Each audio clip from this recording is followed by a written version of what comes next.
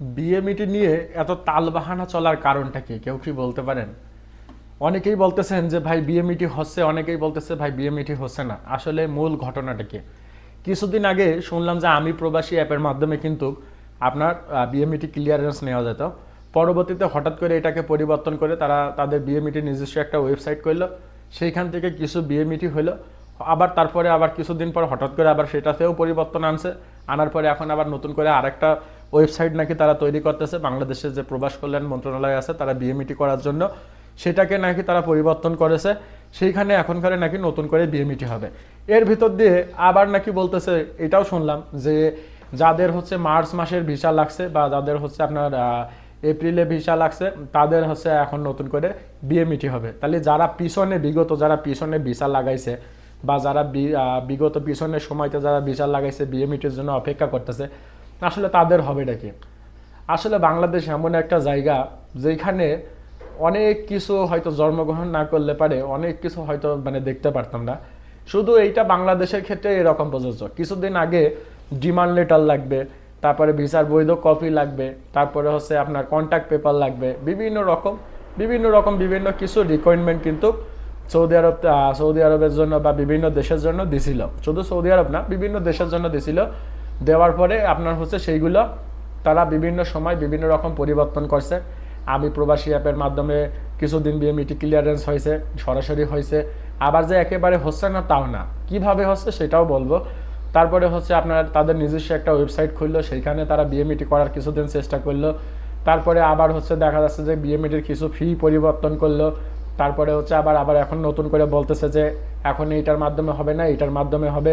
Demand letter লাগবে, তারপরে হচ্ছে আপনার কন্ট্যাক্ট পেপার লাগবে, তারপরে আরও বিভিন্ন পেপার লাগবে যেগুলো সত্যায়িত করতে হবে প্রবাসী কল্যাণ মন্ত্রণালয় বা দেখা যাচ্ছে পররাষ্ট্র মন্ত্রণালয় থেকে, বা দেখা যাচ্ছে যে আপনার যে কনসালেন্ট সেবা থাকে সেইখান থেকে, দূতাবাস থেকে আপনার এগুলোকে সত্যায়িত করার পরে বিভিন্নভাবে এই ভিসাগুলো হবে। তো এখন এইগুলো যারা প্রণয়ন করতেছে বা যারা এইগুলো সাথে জড়িত আছে তাদের তো কোনো সমস্যা হচ্ছে না।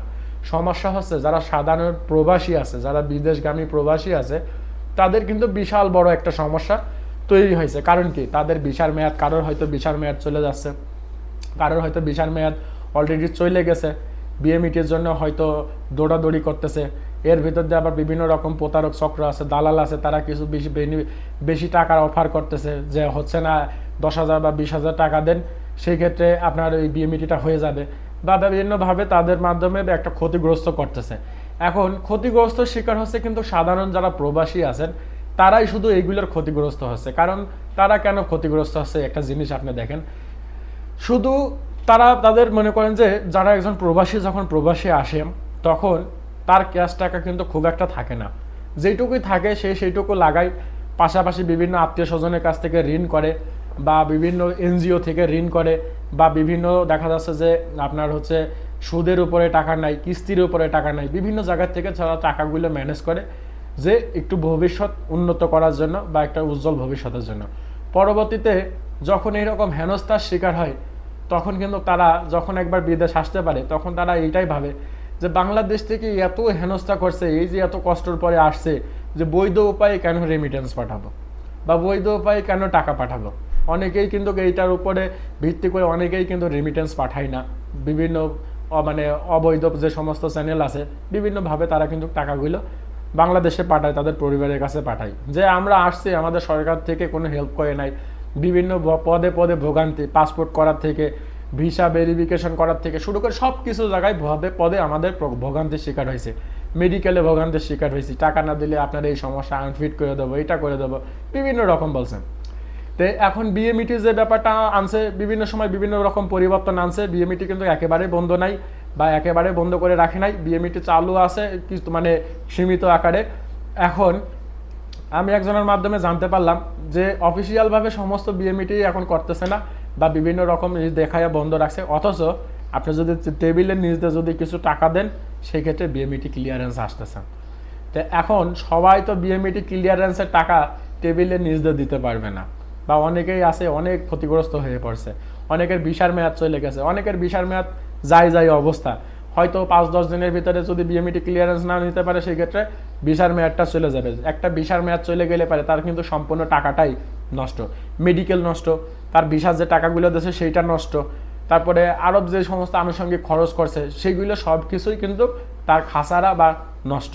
তো বাংলাদেশ হচ্ছে এমন একটা জায়গা যেখানে বিএমইটি এখন করতে হলে টেবিলের নিচ দিয়ে ফাইল দেওয়া লাগে, মানে টেবিলের উপর দিয়ে ফাইল দেওয়া লাগে, আর নিচ দিয়ে মানে কিছু দিলে পারে সেই ক্ষেত্রে বিএমইটি ক্লিয়ারেন্সগুলো হয়ে যায়। তো এখন এই রকম যদি চলতে থাকে সেই ক্ষেত্রে প্রবাসের শ্রম বাজারটাও নষ্ট হবে, পাশাপাশি আরও শ্রমিকরাও ক্ষতিগ্রস্ত হবে, আরও বিভিন্ন ব্যাপার। আসলে এইগুলো নিয়ে কথা বলার মতন কেউ নাই, বা বললেও কোনো করার মতন নাই। আবার অনেকে সেদিন আমার একজন ভিডিওতে কমেন্ট করছে যে ভাই বিএমইটি অফিস তাদের নিজেদের ভিতরে টাকা পয়সা ভাগাভাগি নিয়ে যে তাদের যা একটা তাল ভাঙা শুরু করছে, এতে আমরা ক্ষতিগ্রস্ত হচ্ছে। তা আসলে বিএমইটি বন্ধ আছে কিনা এটা বলা সঠিক না, তবে বিএমইটি হচ্ছে, সেটা টেবিলের নিচ দিয়ে হোক উপর দিয়ে হোক, কিছু বিএমইটি হলেও তো হচ্ছে।